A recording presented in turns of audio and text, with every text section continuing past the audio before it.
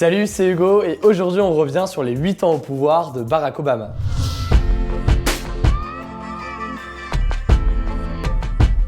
L'objectif de cette vidéo, c'est pas de vous donner mon opinion personnelle sur Obama, mais simplement de faire un bilan général par rapport à ce qu'il avait prévu dans son programme, mais aussi par rapport au contexte très particulier, probablement l'un des plus durs depuis la crise de 1929. Alors, derrière son charisme et sa coolitude qui ont pu séduire, quelles sont réellement les réussites et les échecs de Barack Obama? C'est ce que l'on va essayer de voir aujourd'hui. Avant d'entrer réellement dans le programme et les mesures prises, il faut dire que symboliquement, l'élection de Barack Obama était un fait historique. Premier président noir des États-Unis, il a été porteur d'un message d'égalité à tous les niveaux et insuffler une véritable vague d'espoir sur le pays. Malheureusement, Obama s'est rapidement retrouvé confronté aux violences de la police et de la population, si bien que pour beaucoup, il existe un écart entre le message porté et la réalité à laquelle Obama a dû se confronter. Le volet économique, c'est probablement le volet où Barack Obama a le mieux réussi en tant que président. Et pourtant, c'est pas gagné, il arrive au pouvoir en 2009, dans une période extrêmement dure, lorsqu'une bonne partie du monde entier est frappée par une crise économique de très grande ampleur. Aux États-Unis, quelques semaines avant son arrivée au pouvoir, c'est la banque Lehman Brothers qui fait faillite, faisant paniquer le monde de la finance. Mais pour faire face à cette crise, Barack Obama va prendre des mesures fortes en faveur de l'investissement pour relancer l'économie. Concrètement, il a engagé de vastes plans de relance allant jusqu'à 800 milliards d'euros pour redresser l'économie du pays. Alors que le PIB reculait de 2,4% en 2009, le taux de croissance des États-Unis est aujourd'hui à près de 2,5%. Mais Obama est aussi vu comme celui qui a sauvé l'industrie automobile du pays. En effet, alors qu'ils étaient frappés par la crise, les grands constructeurs automobiles étaient à la recherche d'argent. Or, avec la chute de Lehman Brothers, emprunter sur les marchés financiers était très compliqué et c'est la raison pour laquelle, à l'initiative d'Obama, l'État a injecté 80 milliards de dollars pour sauver l'industrie automobile, nationalisant General Motors et entrant en capital de Chrysler et de Fiat. Aujourd'hui, l'État a vendu ses parts et est revenu plus ou moins à son niveau d'avant-crise, mais ce sauvetage en urgence a permis justement de sauver l'industrie automobile et des dizaines de milliers d'emplois. Plus largement, concernant la lutte contre le chômage, le bilan de Barack Obama est plutôt une réussite. En 2009, le taux de chômage était de 9%,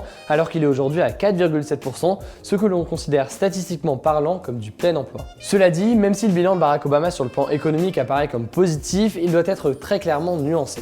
En effet, les chiffres que je viens d'évoquer cachent en réalité une hausse importante des inégalités. Ainsi, les augmentations de revenus ont surtout été observées chez les 1% les plus riches et pas chez le reste de la population. Aujourd'hui, c'est un Américain sur 7 qui vit sous le seuil de pauvreté, soit 43 millions de personnes, un chiffre stable par rapport à 2009. Aussi, les chiffres du chômage que je viens d'évoquer ne prennent pas en compte ceux qui ne recherchent pas activement un emploi puisqu'ils ne sont pas comptabilisés comme chômeurs. Enfin, le taux de croissance cache en réalité une dette qui a explosé, qui est passée de 10 à 19 000 milliards d'euros de 2009 à aujourd'hui. Sur le terrain économique et social, on ne peut pas parler des 8 ans de Barack Obama sans parler de l'Obamacare, la mesure phare du président. Ce qu'il faut comprendre, c'est qu'aux États-Unis, il n'y a pas de sécurité sociale comme en France, mais seulement des assurances privées. L'Obamacare, sans rentrer dans les détails parce que ce serait vraiment trop complexe, c'est une mesure qui oblige les citoyens américains à souscrire à une assurance, alors qu'en 2010, ils étaient encore 15% à ne pas en avoir. Pour les plus démunis, l'État couvre une partie des frais afin de la rendre abordable. Si l'Obamacare a effectivement été mise en place et fortement réduit le nombre de personnes n'ayant pas d'assurance, la mesure a cristallisé l'opposition républicaine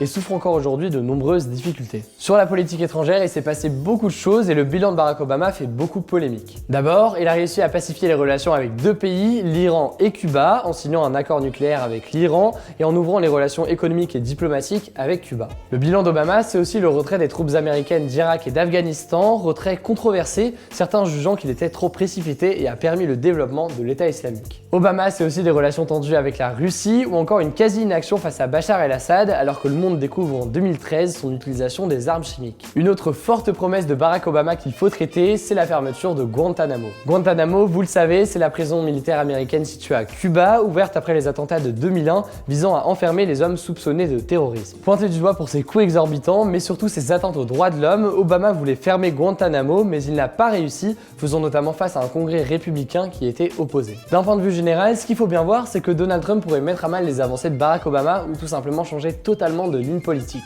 À peine devenu président des États-Unis, Donald Trump s'est attaqué à l'Obamacare, que je présentais à l'instant, par le biais d'un décret visant à empêcher au maximum l'application de la réforme de santé. Sur la politique étrangère, Trump a dénoncé l'accord avec l'Iran et s'est montré très proche de Vladimir Poutine et de la Russie. Autrement dit, on verra bien dans les mois à venir si jamais la ligne politique choisie par Barack Obama va survivre au mandat de Donald Trump. C'est tout pour cette vidéo, j'espère qu'elle vous aura plu. Comme je vous ai dit en intro, l'idée c'était vraiment de faire le débrief sur les grandes mesures des 8 dernières années. J'aurais pu parler davantage de mesures économiques, de politique étrangère, étrangères, de questions de société comme le mariage pour tous qui a été adopté. Mais là, vraiment, l'objectif, c'était de se concentrer sur les points majeurs. Je vais réaliser très bientôt une FAQ à l'occasion des 100 000 abonnés sur la chaîne, donc n'hésitez pas à poser un maximum de questions dans les commentaires, que ce soit sur la chaîne, sur la politique, sur l'actualité, ce que vous voulez. Sentez-vous libre et je répondrai à un maximum de questions dans une FAQ très rapidement. Si cette vidéo vous a plu, pensez à déposer un maximum de pouces bleus et à vous abonner si ce n'est pas encore le cas. Vous pouvez aussi partager la chaîne à vos amis si elle est susceptible de les intéresser. Vous retrouvez dans la description des liens pour en savoir plus. N'hésitez pas à débattre du bilan de Barack Obama dans les commentaires et nous on se dit à très vite.